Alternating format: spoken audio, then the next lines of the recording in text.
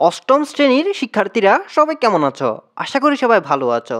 তো আজকের এই ভিডিওতে নিয়ে এলাম অষ্টম শ্রেণীর ২০২৫ সালের সাহিত্য কণিকা বইটি অর্থাৎ বাংলা প্রথম বইটির অতিথি স্মৃতি গল্পের অনুশীলনীতে যে প্রশ্নগুলো রয়েছে অর্থাৎ বহু নির্বাচনী এবং সৃজনশীল যে প্রশ্নগুলো রয়েছে সে প্রশ্নগুলো এবং সেগুলোর উত্তর। তো সুতরাং আমাদের আজকের বিষয় হলো গদ্য ১ অতিথি স্মৃতি, লিখেছেন শরৎচন্দ্র চট্টোপাধ্যায়। তো এখানে আরেকটা গুরুত্বপূর্ণ কথা হলো আজকে অতিথি স্মৃতির মতো আমাদের এই চ্যানেলটিতে এখানে যত গদ্য রয়েছে এবং যত কবিতা রয়েছে, কবিতা এবং গদ্যর অনুশীলনীতে যে প্রশ্নগুলো রয়েছে সে প্রশ্নগুলো এবং সেগুলোর উত্তর নিয়ে আমাদের এই চ্যানেলটিতে প্রতিনিয়ত ভিডিও আপলোড করা হবে।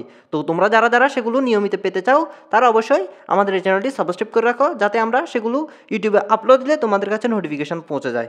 আশা করি বুঝতে পেরেছ। তো আমরা এবার আসি মূল বিষয়ে। তো আমরা এখন সরাসরি চলে যাই অতিথি স্মৃতি গল্পটির অনুশীলনীতে। তো আমরা দেখি অতিথি স্মৃতি গল্পটির অনুশীলনীতে কী কী প্রশ্ন রয়েছে। তো শিক্ষার্থীরা আমরা অনুশীলনীতে প্রথমে দেখতে পাচ্ছি বহু নির্বাচনী প্রশ্ন। তো এখানে ১ নম্বর প্রশ্নটি, বাত ব্যাধিগ্রস্ত রুগীরা কখন ঘরে প্রবেশ করে? তো এই প্রশ্নটির উত্তর হলো ক, সন্ধ্যার পূর্বে। তারপর ২ নম্বর প্রশ্নটি, শরৎচন্দ্র চট্টোপাধ্যায় কোন বিশ্ববিদ্যালয় থেকে ডিলিট উপাধি পেয়েছেন? তো এই প্রশ্নটির উত্তর হলো ক, ঢাকা বিশ্ববিদ্যালয় থেকে শরৎচন্দ্র চট্টোপাধ্যায় ডিলিট উপাধি পেয়েছেন। তারপর ৩ নম্বর প্রশ্নটি, অতিথ্যের মর্যাদা লঙ্ঘন বলতে কী বোঝায়? তো এই প্রশ্নটির সঠিক উত্তর এখানে দেওয়া নাই, এখানে সঠিক উত্তর হবে ২ এবং ৩, অর্থাৎ এখানে নিচের যে অপশনগুলো দেওয়া আছে সেগুলো ভুল। তো এই প্রশ্নটির উত্তর হলো ২ এবং ৩। তারপর এখানে বলা হয়েছে উদ্দীপকটি পড়ো এবং ৪ ও ৫ নম্বর প্রশ্নের উত্তর দাও। তো এখানে উদ্দীপকে কী বলা হয়েছে আমরা একটু পড়ি। বাবা ও মায়ের আদরের ২ ছেলে আশিক ও আকাশ এবার ক্লাস 2তে পড়ে। ওদের বাবা একদিন ছোট্ট খাঁচায় একটি ময়না পাখি উপহার দেয়। সেই থেকে সারাক্ষণ ২ ভাই প্রতিযোগিতা করে পাখিটিকে ফানি দেওয়া, কথা বলা ও কথা শেখানোর আপ্রাণ চেষ্টা চালাতে থাকে। কিন্তু একদিন সকালে দেখে বিড়াল এসে রাতে পাখিটাকে মেরে ফেলেছে। সেই থেকে তাদের অজর ধারায় কান্না কেউ আর থামাতে পারে না। আজই সেই ময়নার কথা মনে হলে ওরা কেঁদে ওঠে। তো এখানে ৪ নম্বর প্রশ্নে বলা হয়েছে উদ্দীপকে অতিথি স্মৃতি গল্পের যে ভাব প্রকাশ পেয়েছে তা হলো, তো এখানে সঠিক উত্তর হলো ২ ও ৩, অর্থাৎ প্রশ্নটির সঠিক উত্তর হলো ঘ। তারপর ৫ নম্বর প্রশ্নটি, উক্ত সাদৃশ্যপূর্ণ ভাবটি নিচের কোন ধরনে প্রকাশ পেয়েছে? তো ৫ নম্বর প্রশ্নটির উত্তর হলো ক, বাড়ি ফিরে যাওয়ার আগ্রহ মনের মধ্যে কোথাও খুঁজে পেলাম না। তো অষ্টম শ্রেণীর শিক্ষার্থীরা আমাদের অতিথি স্মৃতি গল্পের অনুশীলনীর বহু নির্বাচনী প্রশ্নগুলো এবং সেগুলোর উত্তর দেখা হলো।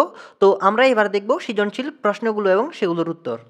তো সৃজনশীল প্রশ্ন মোট রয়েছে ২টি। তো আমরা ২টি প্রশ্ন দেখব এবং সেগুলোর উত্তরও দেখব। তো আমরা এখানে প্রথম প্রশ্নটি দেখতে পাচ্ছি। তো প্রশ্নগুলোর উত্তর লেখার জন্য আমাদের প্রথমে উদ্দীপক পড়তে হবে। তো আমরা উদ্দীপকটা একবার পড়ে দেখি। দরিদ্র বর্গার চাষি গফুরের অতি আদরের একমাত্র ষাট মহেশ, কিন্তু দরিদ্রের কারণে ওকে ঠিকমতো খড় বিচুলি খেতে দিতে পারে না। জমিদারের কাছে সামান্য খড় দাঁড়া চেয়েও পায় না। নিজে না খেয়ে থাকলেও গফুরের দুঃখ নেই, কিন্তু মহেশকে খাবার দিতে না পেরে তার বুক ফেটে যায়। সে মহেশের গলা জড়িয়ে ধরে কাঁদতে কাঁদতে বলে, মহেশ তুই আমার ছেলে, তুই আমাদের ৮ সন প্রতিপালন করে বুড়ো হয়েছিস, তোকে আমি ফ্যাট ফুরে খেতে দিতে পারি না, কিন্তু তুই তো জানিস আমি তোকে কত ভালোবাসি। মহেশ প্রত্যুত্তরে গলা বাড়িয়ে আরামে চোখ বুজে থাকি। তো শিক্ষার্থীরা এই প্রশ্নটির ক নম্বর প্রশ্নটি হলো, শরৎচন্দ্র চট্টোপাধ্যায় দেওঘরে যাওয়ার কারণ কি? তো এই প্রশ্নটির উত্তর হলো, শরৎচন্দ্র চট্টোপাধ্যায় চিকিৎসকের পরামর্শে বায়ু পরিবর্তনের জন্য দেওঘরে গিয়েছিলেন। তারপর খ নম্বর প্রশ্নটি, অতিথি কিছুতে ভিতরে ঢুকার বসা পেল না কেন, ব্যাখ্যা করো। তো এই প্রশ্নটির উত্তর, অচেনা নতুন পরিবেশে ভয় ও সংকোচ কাটাতে না পেরে অতিথি ভিতরে ঢোকার বসা পেল না। লেখক চিকিৎসকের পরামর্শে কিছুদিনের জন্য দেওঘরে গিয়েছিলেন। সেখানে পথ চলতে গিয়ে একটি কুকুরের সঙ্গে লেখকের পরিচয় ঘটে। পথে লেখক কুকুরটির সঙ্গে অনেক কথা বলেন, সেও লেজ নেড়ে নেড়ে লেখকের কথার জবাব দেয়। কিন্তু বাড়ি পৌঁছে গেট খুলে ভেতরে ডাকলে অতিথি দাঁড়িয়ে থাকে, ভিতরে ঢুকতে সাহস পায় না। মূলত অচেনা পরিবেশে ভয় ও সংকোচ থেকে অতিথি ভিতরে ঢোকার সাহস পায় না। তারপর ঘ নম্বর প্রশ্নটি, উদ্দীপকে মহেশের প্রতি গফুরের আচরণে অতিথি স্মৃতি গল্পের যে দিকটি প্রকাশ পেয়েছে তা ব্যাখ্যা করো। তো ঘ নম্বর প্রশ্নটির উত্তর হলো, উদ্দীপকে অতিথি স্মৃতি গল্পে প্রকাশিত অবলা প্রাণীর প্রতি অকৃত্রিম ভালোবাসার দিকটি প্রকাশ পেয়েছে। মানুষ কখনো কখনো মানবেতর প্রাণীর সঙ্গেও প্রীতির সম্পর্কে জড়িয়ে পড়ে। তো এখানে একটু খেয়াল করো, এখানে টাইপিংয়ে মিস্টেক হয়েছে, এখানে সলিউনও সঙ্গেও হবে, ঠিক আছে। তারপর নানা বাধার মুখেও সেই সম্পর্ক টিকিয়ে রাখতে চায়। মানব মনের এই অনুভূতির প্রকাশ দেখা যায় কুকুরটির প্রীতি লেখকের আচরণে। উদ্দীপকের বর্ণনায় প্রিয় ষাট মহাশের প্রতি গফুরের আচরণেও এই বিষয়টি প্রকাশ পেয়েছে। উদ্দীপকের গফুর অতিথি স্মৃতি গল্পের লেখকের মতোই তার পোষা প্রাণীটির প্রতি গভীর মমতা প্রকাশ করেছে। আদরের ষাট মহেশকে সে নিজের সন্তানের মতো ভালোবাসে। মহেশের সঙ্গে কথা বলতে গিয়ে সে কান্নায় ভেঙে পড়ে, কারণ প্রিয় প্রাণীটিকে সে ফ্যাট ফুরে খেতে দিতে পারে না, যা গফুরকে সবসময় কষ্ট দেয়। একইভাবে আলোচ্য গল্পের গল্পকথকও একটি পদের কুকুরের সঙ্গে মমত্বের সম্পর্কে আবদ্ধ হন। সেই বিবেচনায় উদ্দীপকটিতে মহেশের প্রতি গফুরের আচরণের অতিথির স্মৃতিগল্পে ফুটে ওঠা প্রাণীর প্রতি মমত্ববোধের দিকটি প্রকাশ পেয়েছে।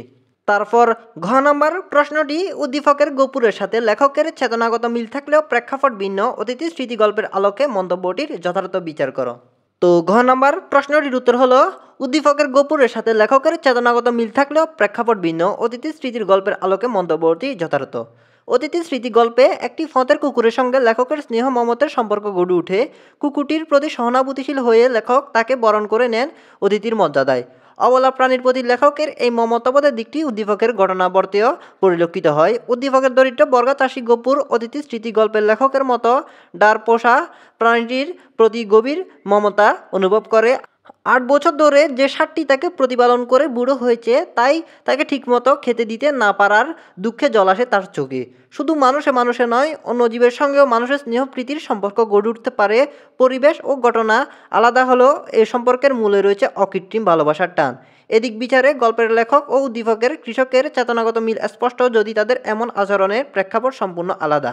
এক্ষেত্রে অপরিচিত পরিবেশে একটি কুকুরের প্রতি লেখকের ভালোবাসা প্রকাশ পেয়েছে, অন্যদিকে উদ্দীপকের চাষী গফুর তার প্রিয় পোষা ষাটটির প্রতি মমতা প্রকাশ পেয়েছে। সেদিক বিবেচনায় প্রশ্নোক্ত উক্তিটি যথার্থ। তো শিক্ষার্থীরা, আমাদের ১ নম্বর সৃজনশীল প্রশ্ন এবং সেটির উত্তর দেখা হলো। তো এবার আমরা ২ নম্বর সৃজনশীলটি দেখি এবং সেটির উত্তরও দেখি। তো ২ নম্বর সৃজনশীলটি আমরা দেখতে পাচ্ছি। তো এখানে অনুচ্ছেদে কি বলা হয়েছে আমরা দেখি। লালমনিরহাটের জুবাইয়ের প্রায় ১০ বছর ধরে তার পোষা হাতি কালফাহাটকে দিয়ে লাকড়ি টানা, চাষ করা, সার্কাস দেখানো ইত্যাদি কাজ করে আসছিল, কিন্তু বর্তমানে দারিদ্র্যের কারণে হাতির খোরাক জোগাড় করতে না পেরে একদিন সে কালাপাহাটকে বিক্রি করে দিল। ক্রেতা কালাপাহাটকে নিতে এসে ওর পায়ে দাদা রশি ধরে হাজারা টানাটানি করেও এক চুল নাড়াতে পারল না। কালাপাহাড়ের ২ চোখ বেয়ে শুধু টপ টপ করে জল গড়িয়ে পড়ছে। পরদিন খদ্দের আরও বেশি লোকজন সাথে করে এসে কালাপাহাটকে নিয়ে যাবে বলে চলে যায়, কিন্তু ভোরবেলা জোবাইয়ের দেখে কালাপাহাট মরে পড়ে আছে। হাউমাউ করে সে চিৎকার করে আর বলে, ওরে আমার কালাপাহাট, অভিমান করে তুই চলে গেলি। তো এখানে ক নম্বর প্রশ্নটি, শরৎচন্দ্র চট্টোপাধ্যায় কলকাতা বিশ্ববিদ্যালয় থেকে কোন পদক লাভ করেন? তো ক নম্বর প্রশ্নটির উত্তর হলো, শরৎচন্দ্র চট্টোপাধ্যায় কলকাতা বিশ্ববিদ্যালয় থেকে জগত্তারিণী স্বর্ণপদক লাভ করেন। তারপর খ নম্বর প্রশ্নটি, লেখক দেওঘর থেকে বিদায় নিতে নানা অজুহাতে দিন ২ দেরি করলেন কেন, ব্যাখ্যা করো। তো খ নম্বর প্রশ্নটির উত্তর হলো, অতিথির প্রতি মমতার টান কাটাতে না ফেরে লেখক দেওঘর থেকে বিদায় নিতে দিন ২ দেরি করেন। চিকিৎসকের পরামর্শে বায়ু পরিবর্তনের জন্য দেওঘরে গিয়ে লেখক একটি কুকুরের সঙ্গী হিসেবে পান। কুকুরটিকে তিনি অতিথি হিসেবে বরণ করে নেন। ধীরে ধীরে কুকুরটির সাথে তার মমত্বের সম্পর্ক তৈরি হয়। এ কারণে চলে আসার সময় হলেও লেখক কুকুরটিকে ছেড়ে যাওয়ার কথা ভেবে ব্যথিত হন। এজন্যই দেওঘর থেকে বিদায় নিতে নানা অজুহাতে লেখক দিন ২ দেরি করেন। তারপর ঘ নম্বর প্রশ্নটি, কালাপাহাড়ের আচরণ অতিথি স্মৃতি গল্পের অতিথির আচরণ কিভাবে ভিন্ন, বর্ণনা করো। তো ঘ নম্বর প্রশ্নটির উত্তর হলো, ভালোবাসার বহিঃপ্রকাশে কালাপাহাড় ও গল্পের অতিথির মধ্যে সাদৃশ্য থাকলেও আচরণগত দিক দিয়ে দুজনের মধ্যে পার্থক্য লক্ষ্য করা যায়। অতিথি স্মৃতি গল্পের লেখক দেওঘরে গিয়ে একটি কুকুরের সঙ্গ লাভ করে। তিনি কুকুরটিকে স্নেহ ভালোবাসা দিয়ে কাছে টেনে নেন। কুকুরটিও তার ভালোবাসা পেয়ে বশ্যতা স্বীকার করে। বাড়িতে এসে তার খোঁজ করা, পথের ধারে তার জন্য অপেক্ষা করা কুকুরটির নিত্যদিনের কাজে পরিণত হয়। লেখকের বিদায় নেওয়ার সময় অতিথি স্টেশন পর্যন্ত চলে আসে। উদ্দীপকের জুবাইয়ের সঙ্গে তার পোষা প্রাণী কালাপাহাড় সম্পর্ক প্রায় ১০ বছরের। সঙ্গত কারণে তাদের মধ্যকার সম্পর্কে গভীরতা আরও বেশি। এরই প্রকাশ লক্ষ্য করা যায় কালাপাহাড়ের মধ্যে। এ কারণে কালাপাহাড়কে বিক্রি করে দিলে সে খুব কষ্ট পায় এবং তার বহিঃপ্রকাশও বিভিন্নভাবে প্রকাশ পায়।